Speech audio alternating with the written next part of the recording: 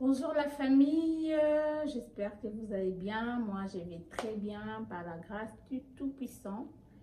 Il nous protège. Encore de nouveau vers vous, de partager un très bon sujet.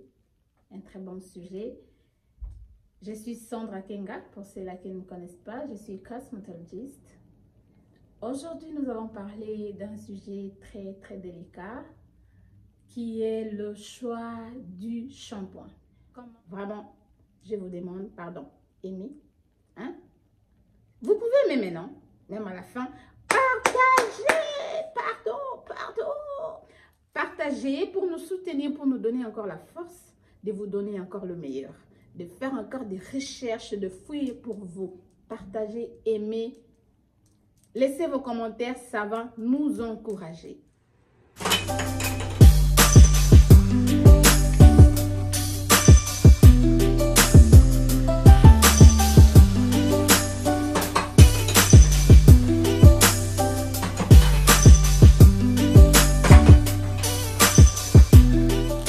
Comment faire un choix pour le shampoing qui correspond à ses cheveux?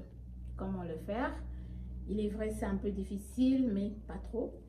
Il suffit seulement de connaître ce que l'on porte. Comme je le dis toujours, nous avons trois sortes de cheveux. Nous avons des cheveux fins, nous avons des cheveux normaux et des cheveux très épais. Alors, si tu connais là où tu te retrouves, c'est très facile de faire un choix, un bon choix du shampoing pour ses cheveux. Mais au départ, j'aimerais dire qu'il faut le savoir, nous avons deux sortes de shampoing.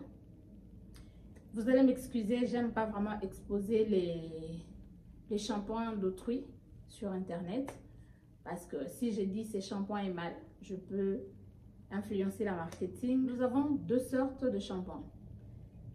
Il y a le shampoing qu'on utilise pour le cheveu pendant qu'on est en train de défauser les cheveux.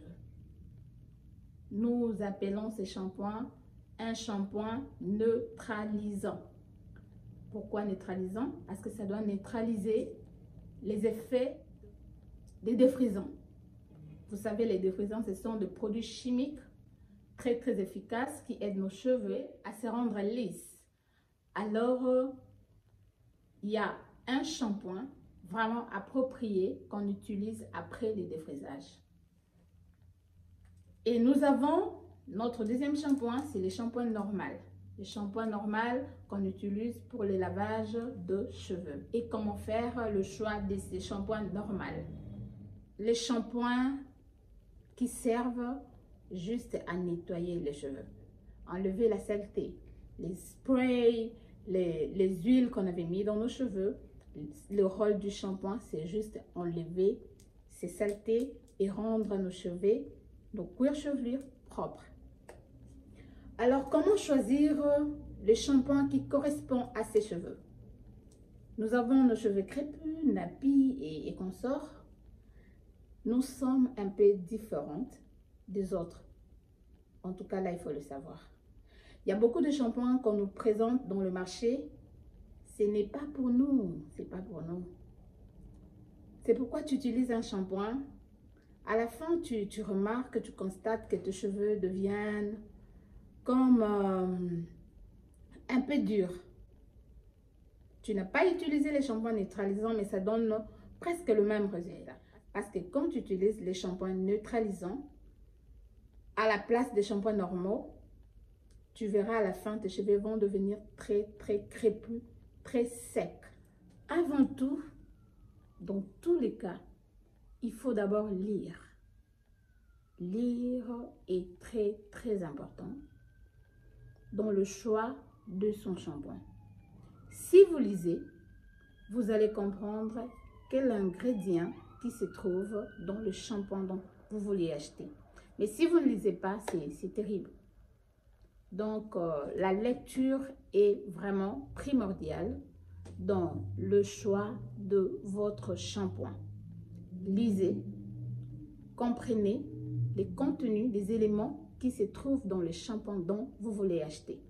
Là, ça va déjà vous permettre d'avoir l'idée de comment faire votre choix. Vous n'allez pas seulement aller au marché, au supermarché, vous trouvez seulement le shampoing, vous prenez directement. Non, il faut lire. On dit quoi? C'est pour tes cheveux? Parce que pour les personnes qui ont des cheveux fins, elles ont aussi leur propre shampoing. Ces shampoings sont un peu adoucis par rapport aux shampoings de personnes qui ont des cheveux très épais. Alors la lecture est très capitale. Lisez d'abord avant d'acheter quoi que ce soit. Personnellement, j'aime ce que je conseille à mes clientes, c'est de trouver le shampoing à base de beurre de karité. Parce que la beurre de karité va avec tout le type de cheveux.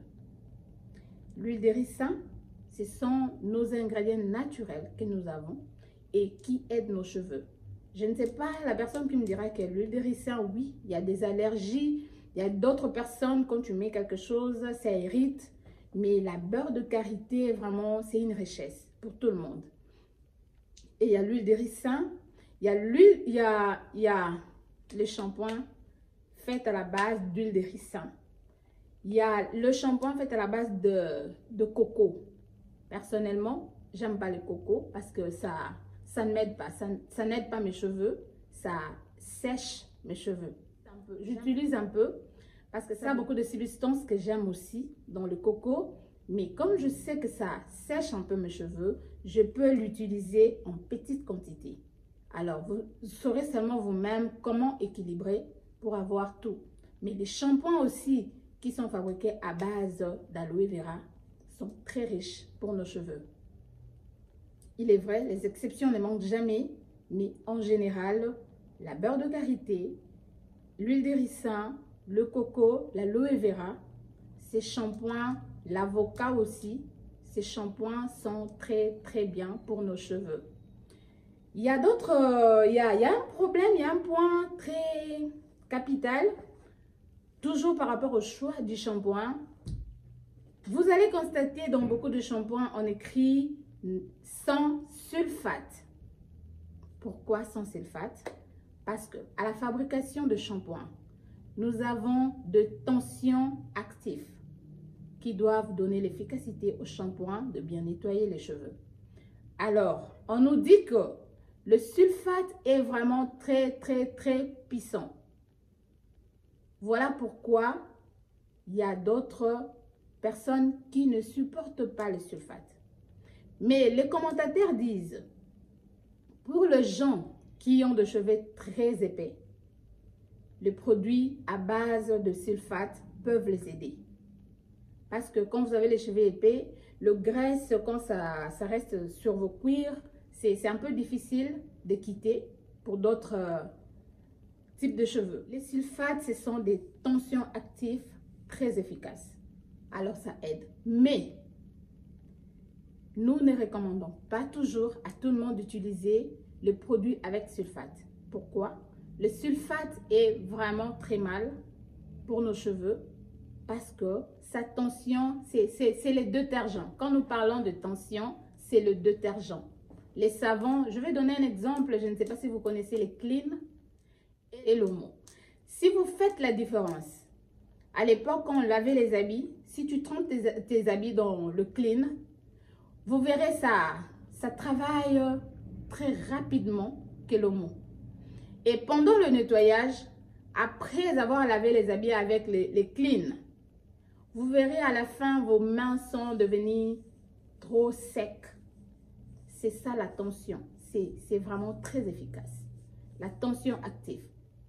Alors, dans d'autres shampoings où il n'y a pas de sulfate, on a essayé de doser, d'adoucir cette tension. Il est vrai, on peut nous écrire, c'est monde, vous savez, on peut nous écrire, il n'y a pas le sulfate dedans, mais parce que le sulfate aide nos shampoings à donner beaucoup de mousse.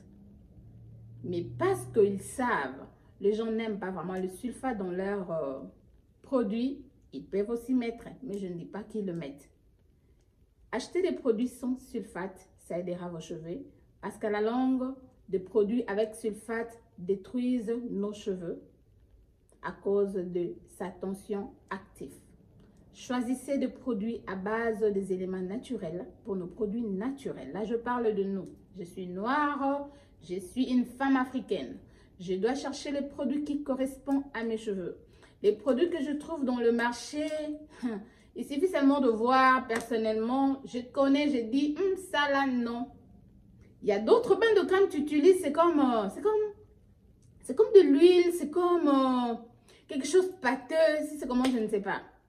Mais choisissez les histoires, les produits à base des éléments naturels. La barre de karité.